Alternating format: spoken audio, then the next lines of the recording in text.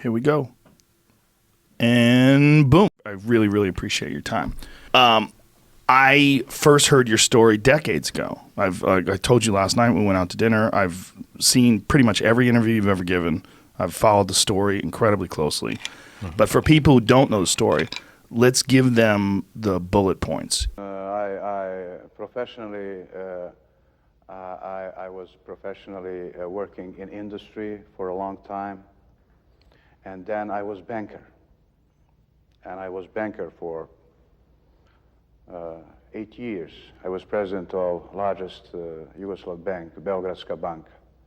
At that time, we were dealing with a lot of American banks. What is your life like from that moment on? Is that where everything changes? I must tell you, when there was a war in Croatia, we protected all Croats in Serbia. We protected, when there was a war in Bosnia, we protected all Muslims in Serbia. We preserved only multi-ethnic state within former Yugoslavia. That is Yugoslavia.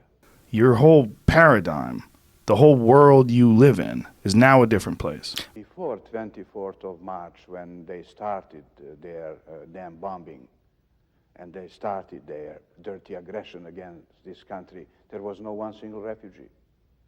When they started bombing, refugees appears, of course, as a result of bombing, and everybody knows it. What are they saying?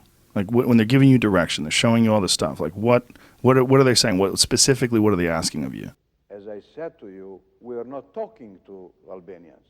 We are talking to Americans who would like to take our territory for themselves and for NATO. And Albanians were just excused for that. They were keeping them in a side room to be their alibi for doing those crimes which your government committed against our country and our people. Well, I mean, I don't think it's necessarily that.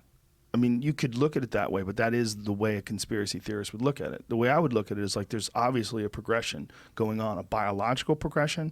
There's some sort of an integration with technology. There's some sort of imperative, this need for technological innovation. It's inescapable. Everyone has it.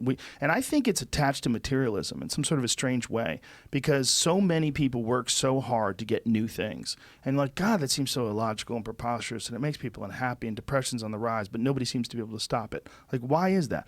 Well, maybe it's because we are the electronic caterpillars that give birth to the butterfly. Maybe that's what we're doing. No, I'm not going to listen to this.